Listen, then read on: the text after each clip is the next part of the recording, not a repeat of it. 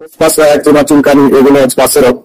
তাই যিনি আক্রান্ত এ রোগে তার পোশাক পরিচ্ছদ, থালা বাসন, খাবার যে থালা বাসন সবকিছু তাকে আলাদা করে দিতে হবে। তার পরিধান বস্ত্র অন্যকে করতে পারবেন না, তাহলে তার সেই ভাইরাস আমাদের মধ্যেও ছেড়ে যাবে।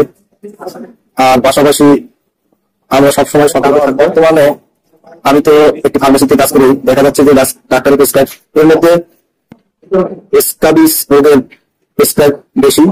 এখানে দেখা যাচ্ছে এক পরিবারের একজন আক্রান্ত হলে সকলকেই একই সাথে চিকিৎসা নিতে হয়। তাই এটা খুবই একটি অসুবিধাজনক পরিস্থিতি। তাই আমরা এখান থেকে বেরোয় আসতে পারলে খুবই ভালো। তাই আমরা এই রোগ থেকে চুলকানি, খসখসা, একজমা থেকে মুক্তি পেতে হলে অবশ্যই পরিষ্কার পরিচ্ছন্ন থাকতে হবে এবং অ্যান্টিসেপটিক সলিউশন দ্বারা আমাদের শরীর পরিষ্কার করবো। ধন্যবাদ প্রিয় বন্ধুরা। ভিডিওটি ভালো লাগলে অবশ্যই লাইক, কমেন্ট, শেয়ার করবেন।